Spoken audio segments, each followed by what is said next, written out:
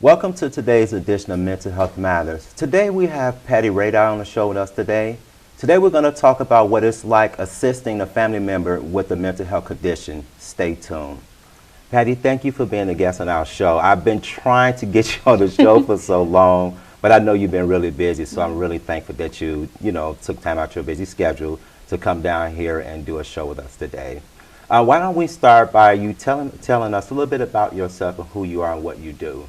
Well, first of all, thank you, because it's an honor and a privilege to share what I experienced in the hope of helping someone else. Yes. So I am a mother, a grandmother, but most importantly, a wife. Nice. I've lived in Sacramento most of my life. I work now in the senior living industry as a consultant and an educator for administrators and in memory care, anything that has to do with elder services. Oh, nice, nice. So you started an organization, I'm going to call it an organization called the Elder Service Network. Talk to me a little bit about that. So the Elder Services Network was born out of me seeing a need to connect professionals that work in this industry. You have doctors and nurses and other organizations that have ways to connect within their discipline, but as far as the liaisons, the marketing teams, there really wasn't, other than a once a month casual gathering somewhere, there wasn't an organized place where we could find information about the next meetings and about continuing education opportunities and what have you. So about almost 6 years ago, I was at a meeting and everybody's frantically writing down where the next meeting is, where the educational opportunity is, and I thought at the end of it, hey, if I send out an email to everybody with all this, would anybody be interested? 20 cards turned into almost 500 now on our list. Wow. Yeah, so basically I send out information about anything that has to do with the industry, including what you guys are doing here, in the hopes of continuing to educate those that work in the elder services industry, as well as provide opportunities just for us to be aware of what's going on in our the growing population of 10,000 a day, turning 65 and growing, as we know. Wow. So, and the emphasis too on memory care, Alzheimer's, mental health, all of those issues are impacting us at an exponential rate. So that's where it came from. Then we started having monthly meetings, and we go to different venues throughout the Sacramento area. Those venues have an opportunity to promote their community or their services. Nice. Then we feature a nonprofit, which we're hoping to feature you soon. Nice. And just to, again, spread that education, that information, and get us all connected together. Yeah, it sounds like a lot of work, you know. Yeah, it sounds like, because, I mean, do you have like anybody helping you, or you just kind of? I started it on my own. Okay. I have an intensive background in marketing and business development. So for me, it was just kind of second nature to put the newsletter together and connect with people and network with them. But as it grew, yes, I did bring on some advisors. I have an advisory team, one of which she's on the Department of Aging Commission. She's a commissioner. They're from different areas. And so whether they're helping me at the meeting specifically or helping provide input, they also help spread news about the things that we're doing and help us get connected with nonprofits. Nice, nice. So you're also a certified senior advisor as well. So what motivates you to go that route to get certified as a senior advisor? Well, it's interesting. In the state of California, other than a degree in gerontology or if you're already a nurse or an administrator, there aren't very many opportunities to gather that knowledge and get a certification behind a nationally approved organization. Yeah. I think that's what they call NOA or NAO. So I found out about the CSA organization, and it takes about a year to study a book about this thick. Wow. Everything Wow. from the health, financial, as well as living, anything that has to do with our senior population or aging population. So we studied those things, and then you have a week-long class that you go to, and then you have a 3 or 4 hour test. Wow. Yeah, it's pretty intensive. And then you have to keep up your CEUs every 2 years. There's conferences. There's a lot of networking within the group. I connect with people all over the nation. We help each other out. But my purpose in doing that was to further my education and understanding of this growing population and how I can help, as well as, and I know we'll get into this in a minute, is my mother's case and what she was going through. I wanted to better understand the whats and whys of what was happening and how I could help her, Yes. as well as future family members. And then it just evolved into me becoming a consultant Right. and working in the industry. Wow.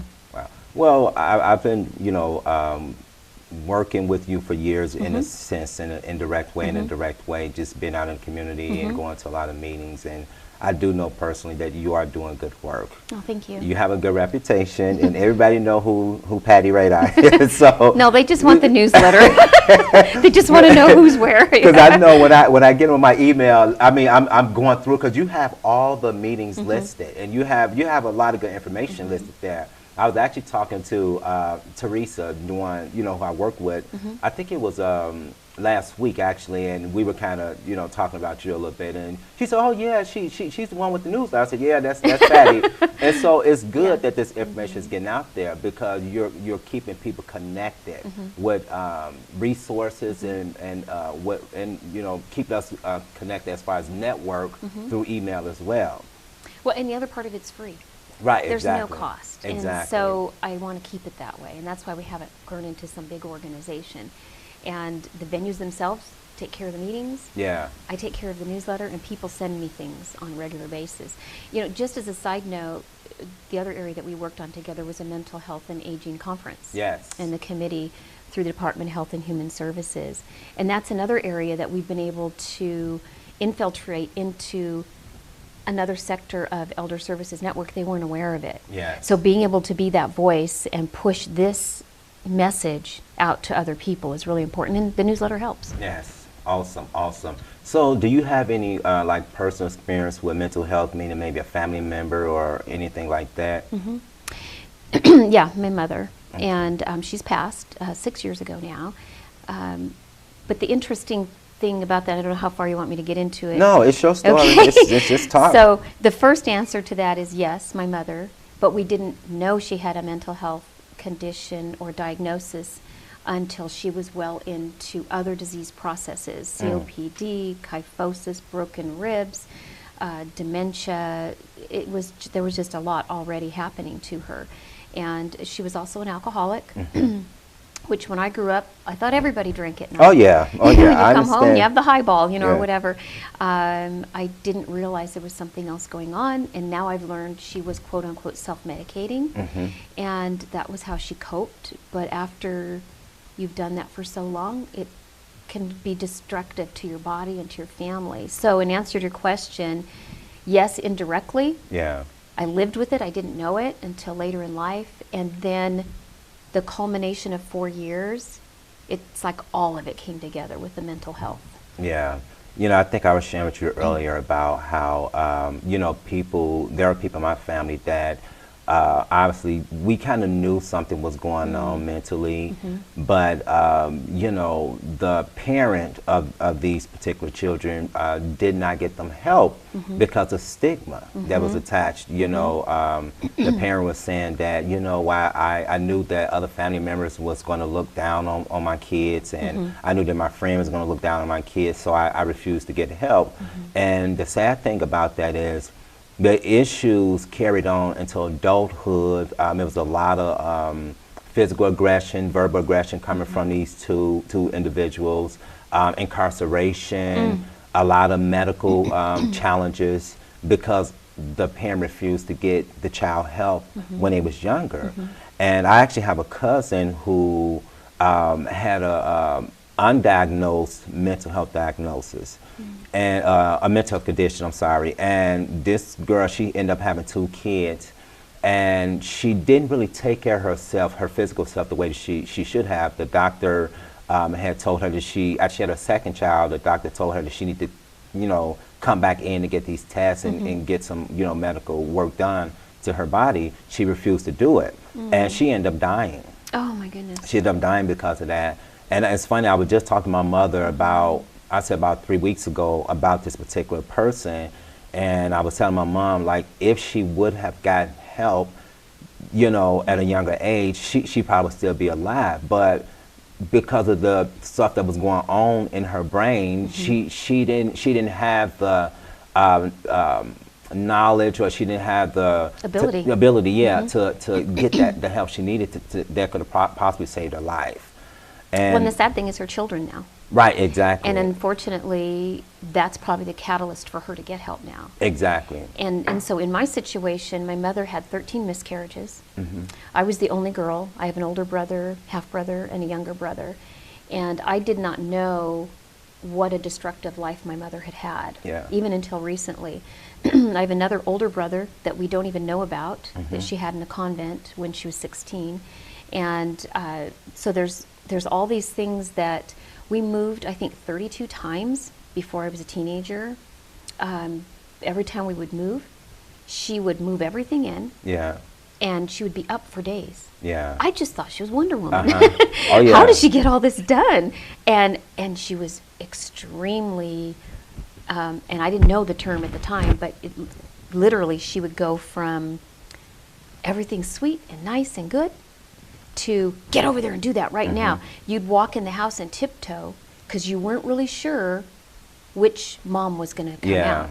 And so, the movie Mommy Dearest, when I saw it, I had to stop watching it because I started seeing part of my life unravel there, and I thought, oh my goodness, I didn't realize. You grow up with it, you don't realize it. Right. And so my message now for adult children is when you see those signs, be bold. Yes, exactly. Be brave. We went through situations where my husband, bless his heart, he became the only one she would talk to.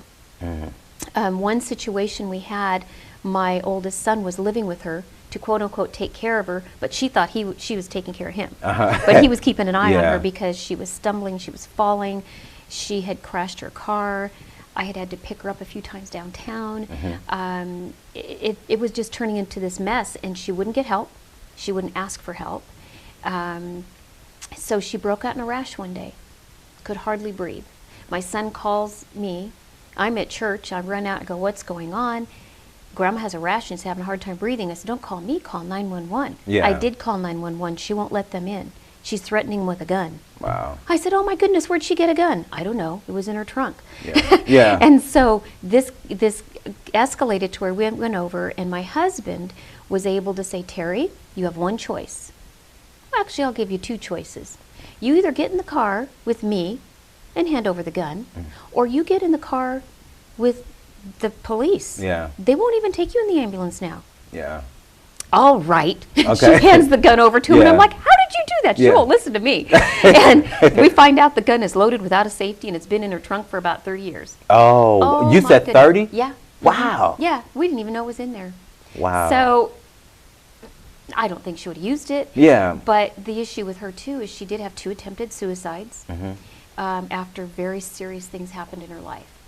Did she go in for counseling afterwards? I don't know. You know, I was here a young mom. I didn't know. We, as a family, had to go through some counseling at times because she was very manipulative, and things like, well, if you don't come over at 2, don't come over at all. You won't get any Christmas presents, and just things that we just thought, well, maybe she's just angry. And so you kind of pass it off after a while, and a lot of the family basically disenfranchised her. They didn't even want her around at all. And because of her drinking, her behavior, we would get calls from the apartment she was living in. Well, she's in another apartment again. Or we found her in the bushes this morning. I'd go to pick her up, and she'd have a huge contusion on her head, and she didn't even know who I was. Wow.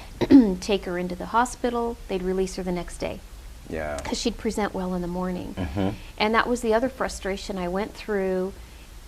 Initially we get called, there's something wrong. She didn't know who I was when I came to the door. She had cut up every document in her house with little sewing scissors, including her fingers. We thought, well, that's kind of an interesting behavior. She said, I'm just cleaning house. Right. So we didn't know where she was, where in her mind. I thought, no, maybe she's drinking too much. Yeah. I had no idea. Then I thought maybe she had a stroke. And she was smoking and her lips would turn blue, and she'd walk and she'd fall over, and I'd take her to the hospital, they'd let her out.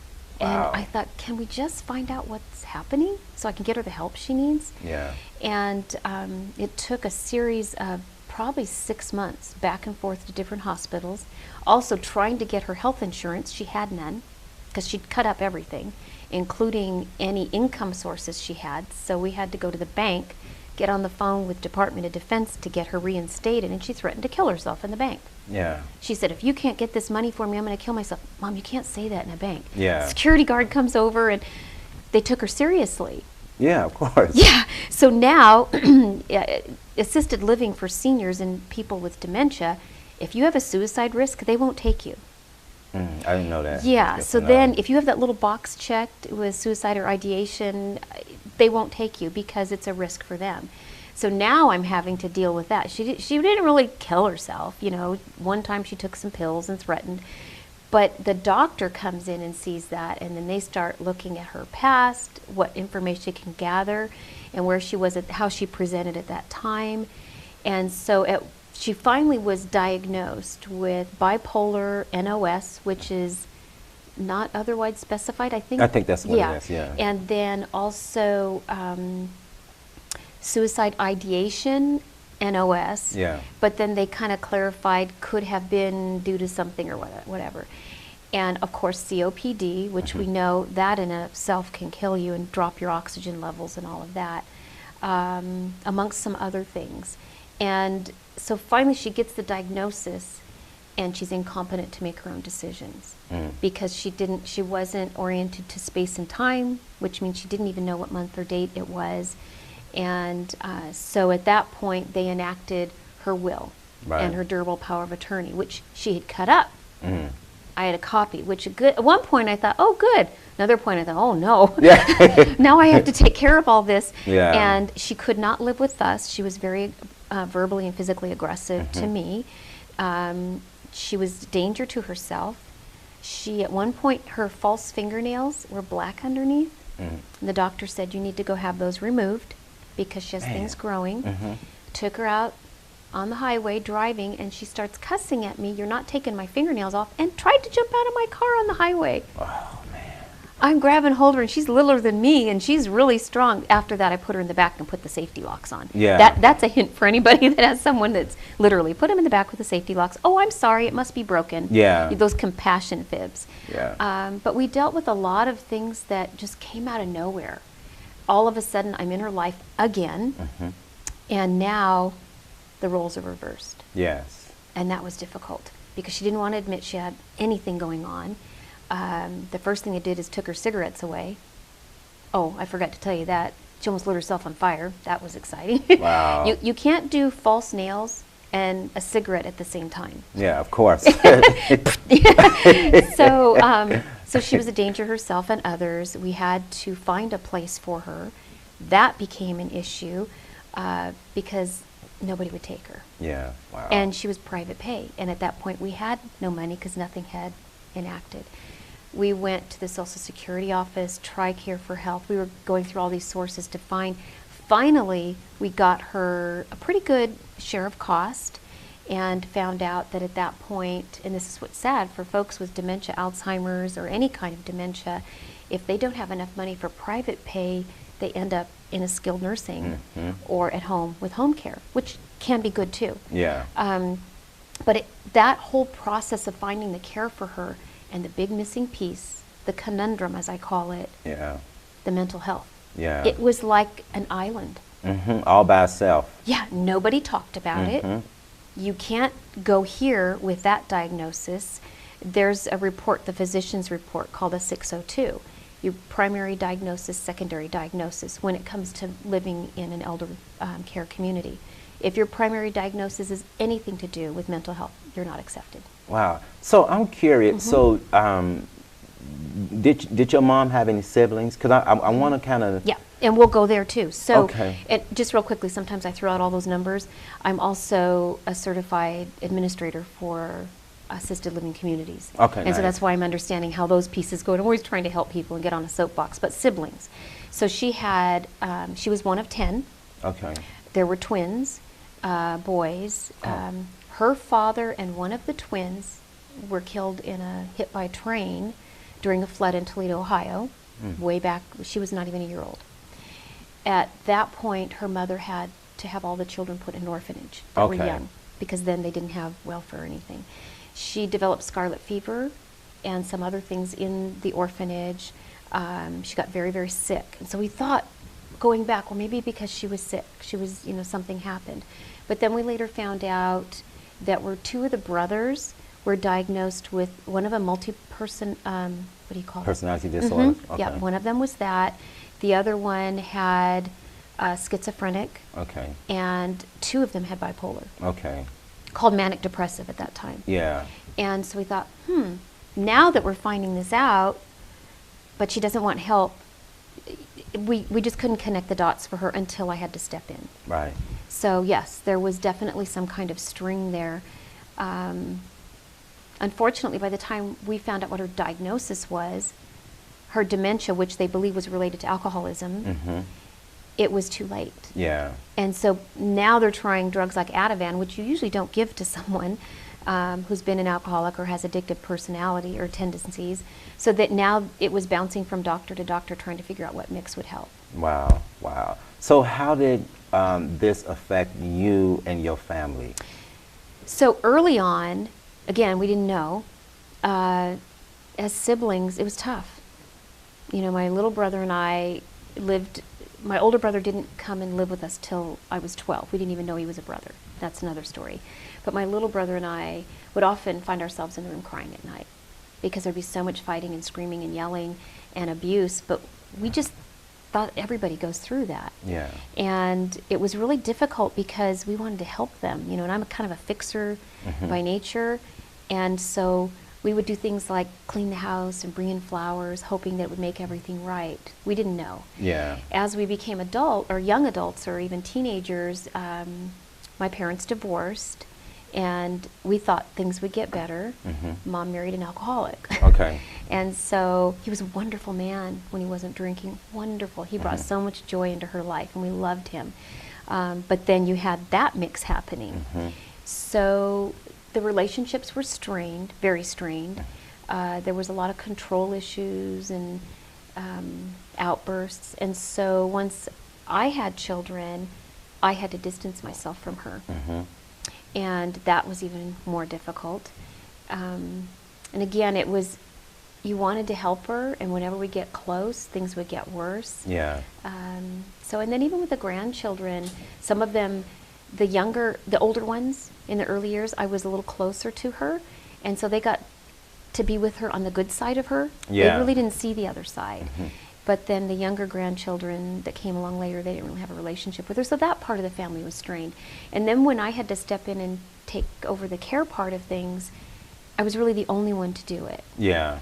And that was strained Yeah. on my children. My daughter had her fourth baby, and my husband's mother died the next week from MS, Yeah. and the next week my mom's health fell into disrepair. So for me, I wasn't able to do the things that I normally would have done, Right. which is, I know one of your questions, but one of my other soapbox moments. Yeah. When you're in a situation where you have that responsibility of care, whether it's directly or indirectly, you have to plan out your life. You have to plan time for you. Exactly. You have to have that first hour in the morning beyond brushing your teeth, literally, and wherever your faith is, or you meditate, you pray, you have to get yourself set up for the day and fuel yourself. Yes, exactly. And then the other part is journaling, writing down everything that's happening, even if you think it's silly. So that in a year later, when you're exhausted, you're thinking, maybe it's not that bad. You can go back and go, oh my goodness, this is Yeah. worse than I thought. And it kind of justifies what you're going through. Yeah. It's also helpful to provide to the clinicians, the professionals, well, when did she start doing this, or he start doing that, or has he done this? Oh my goodness, yeah, he did that here. Yeah. You have a point of reference. And it also, as you write it down, you don't have to keep it in your brain anymore. Yeah, exactly. So it gives you permission to put it somewhere in a box. Exactly. That helped me a lot. And then, of course, having people around you, my husband, who I could just share with constantly, at the point where he said, I can't hear about your mom anymore. Yeah. You know, and then we'd have the timeout, no mom talk. Yeah. And because it was very difficult, reaching out to professionals like yourself. Yeah. Is somebody that you can call and talk to, and they go, you know, it's not that it's normal, but what you're going through is very difficult. Yeah. You know, in giving somebody a voice. Yeah. The other part is self-checking. The first thing I did was went to my doctor. Do I have this? Yeah. You know, am I going to get this? And he assured me, no. You know, first thing he asked me is how much I'd been smoking or drinking lately. Yeah. And I said, okay, we're good. Okay. But I'm still very aware. Yes. Very aware, and the whole family. So how, because I know you had to distance yourself, do you think that contributed to some of her behaviors? Because the reason I'm asking that, I have a friend who, and I shared a little bit of her story with you as well, and from what I understand, I know her mom, because it's always been her and her mom, you know, she's the only child, but I know when she had her daughter, I know that her mom, I hope I'm saying this right, I know that her mom kind of, you know, kind of felt a little bit offended in a sense, because she had to protect her daughter from a lot of the behaviors that her mother was displaying with her. So do you think your mom kind of felt that when you had to distance yourself with your kid? Well, not only did she felt it, she voiced it and took action. Okay. She threatened to call CPS because my son wasn't reading fast enough. Okay. So she really took it the other way. She sent me a box of all the letters I had written to her as a child and said, do you remember you used to love me? So there were some behaviors there that were pretty harsh. Yeah. And yet the next day she would call me and apologize. But I want to be really clear when I say you really have to protect yourself, because I'll use this flower as an example. So if I gave you this flower right here, and I said, here, this is yours, and then 30 seconds later I grabbed it back. No, I don't want you to have it anymore. And I did that every day. Would you ever take the flower from me? No. You'd be like, It doesn't belong to yeah, me. you know, you're going to take it back anyway, so why don't Right. you just here? You can just have it now.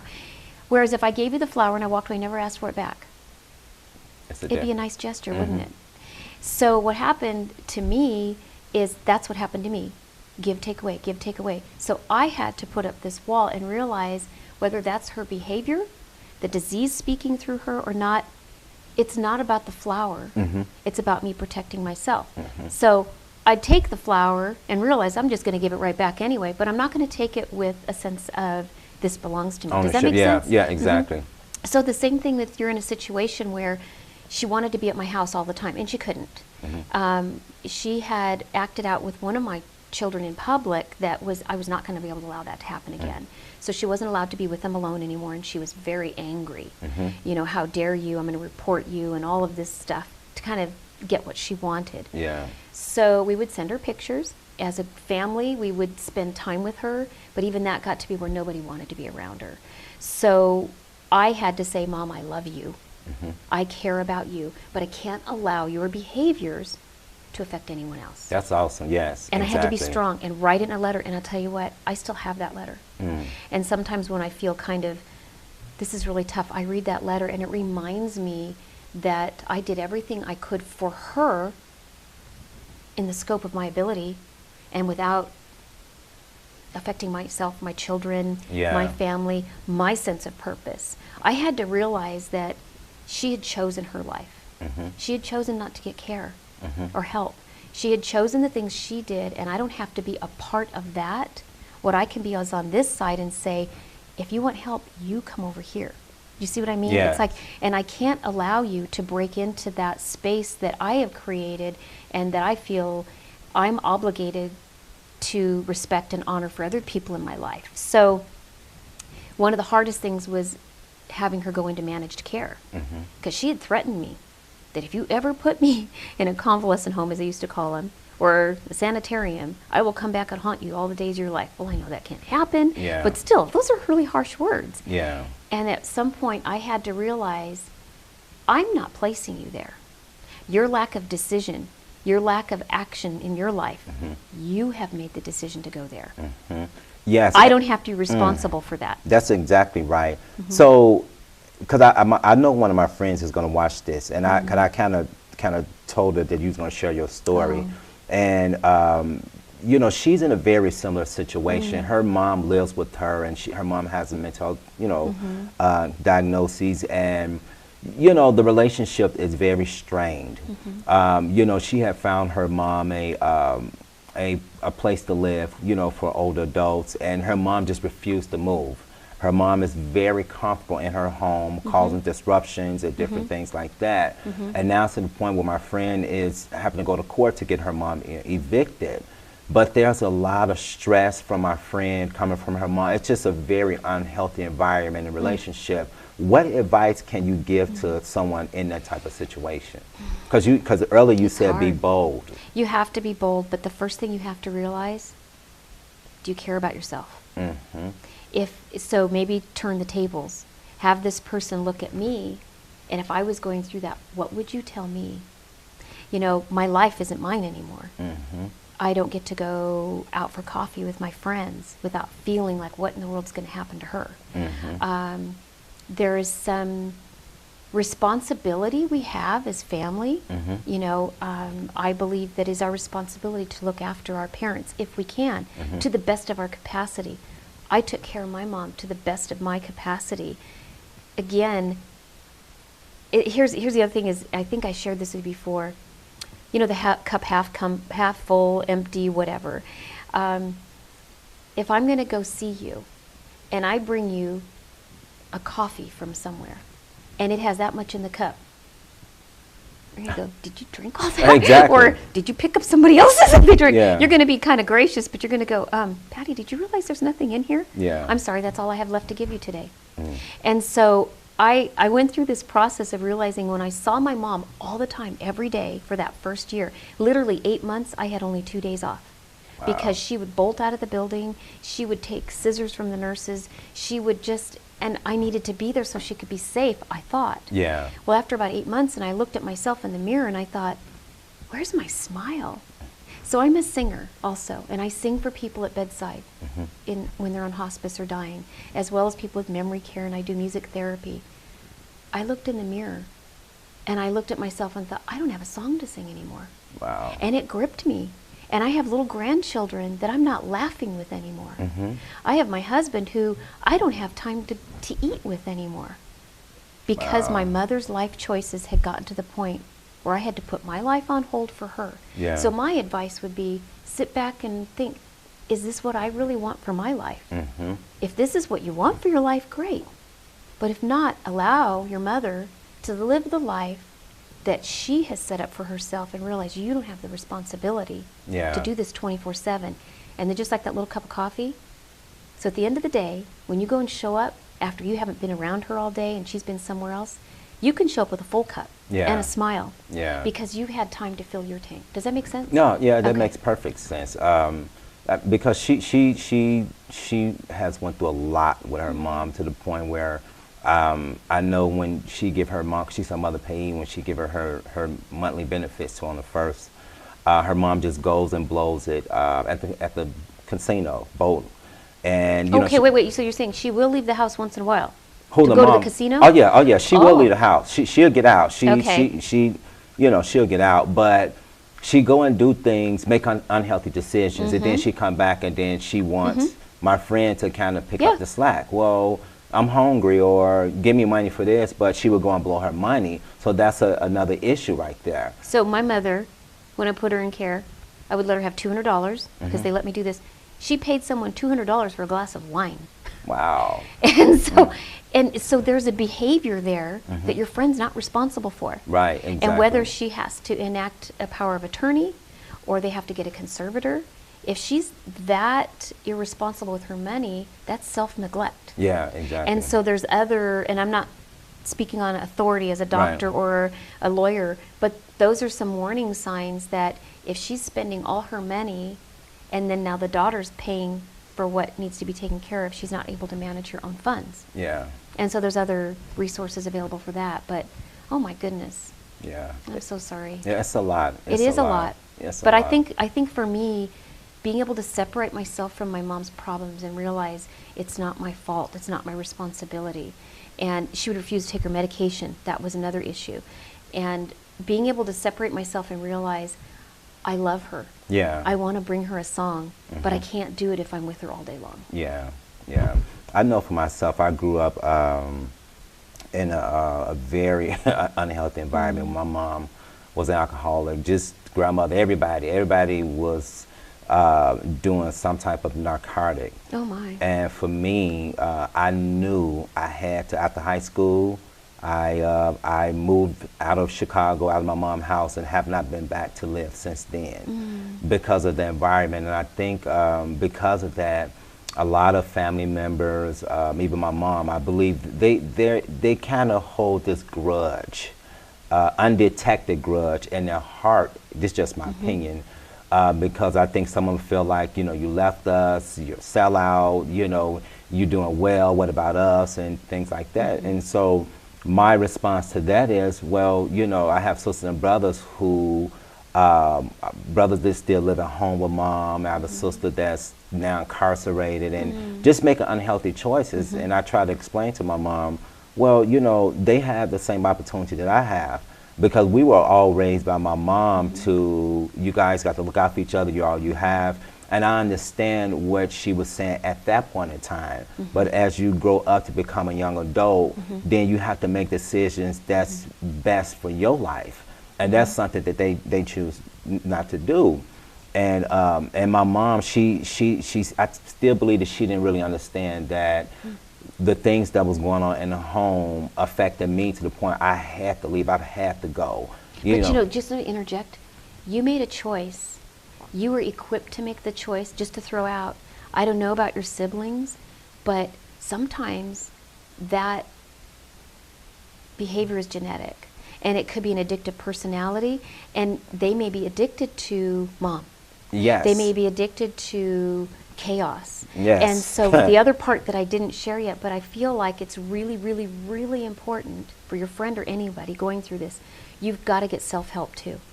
You have to go to your doctor and say, this is what I'm going through.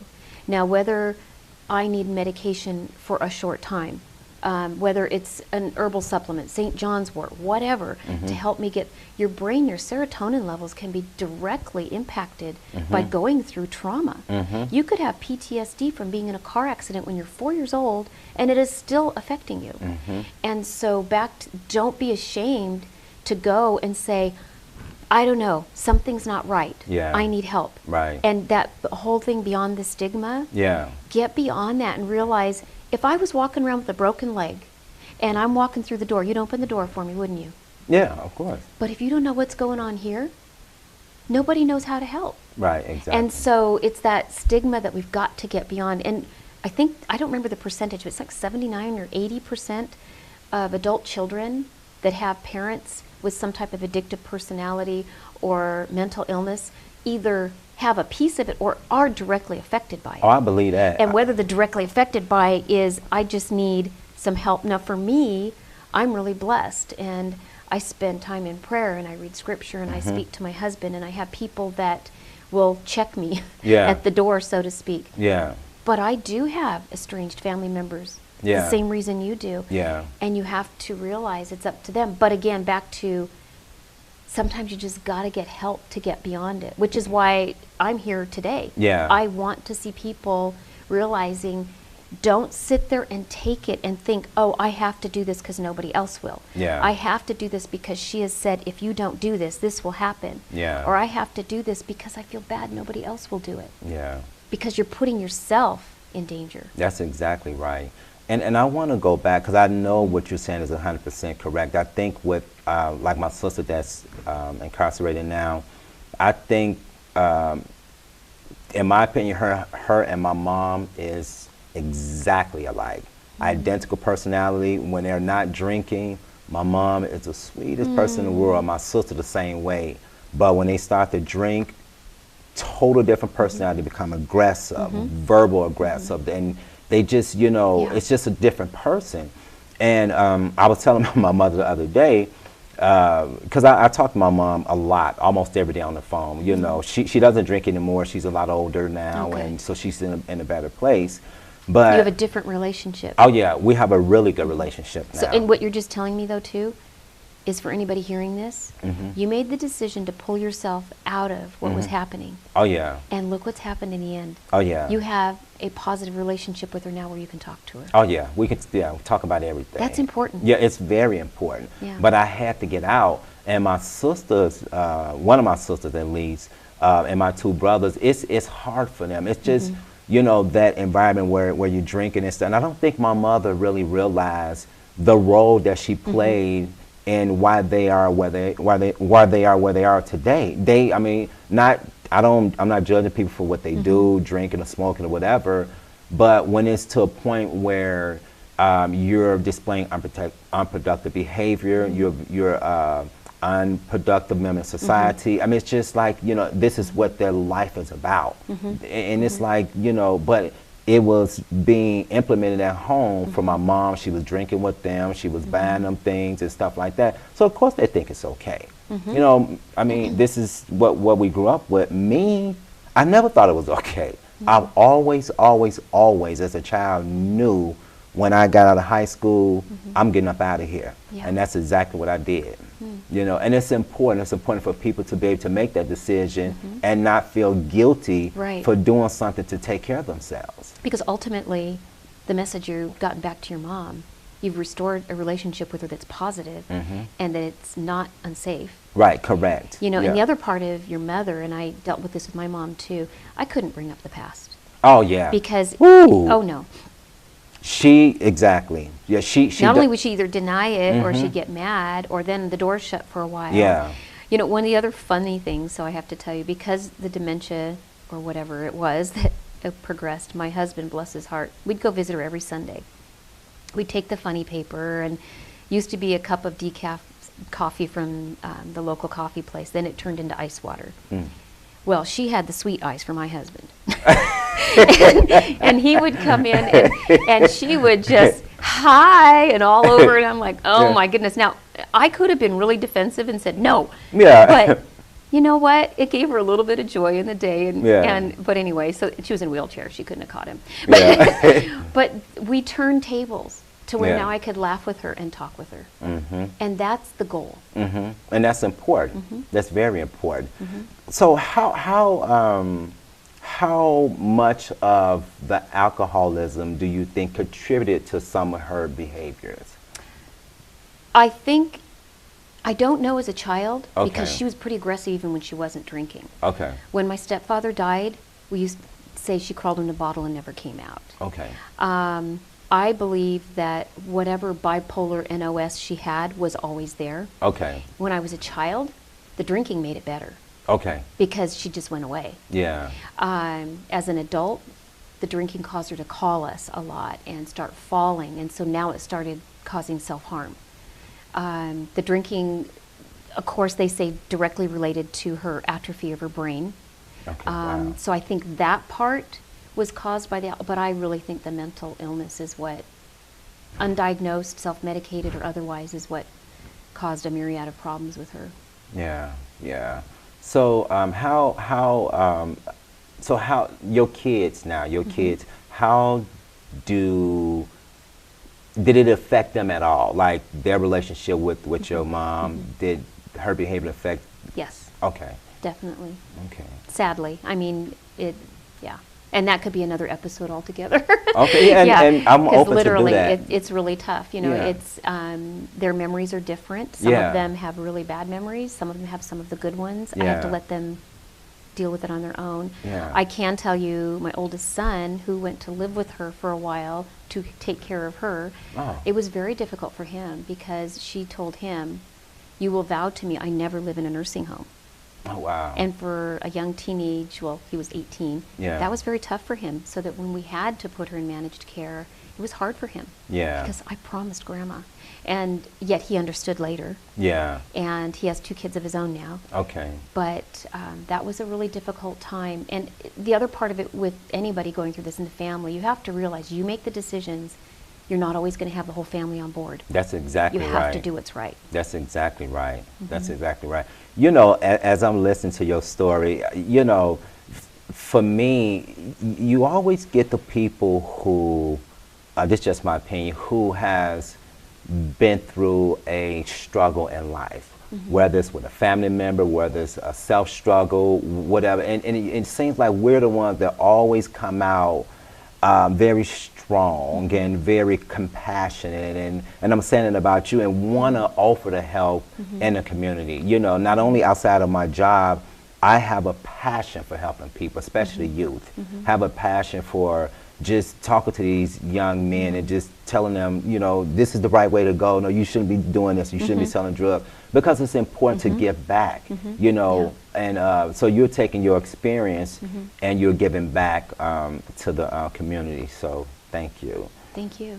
Well, we've run out of time. Okay. And that's it for today's edition of Mental Health Matters. If you enjoyed this particular show, or if you would like a DVD copy of the show, or if you would like to be a guest on our show, please dial 916-366-4600. Thank you.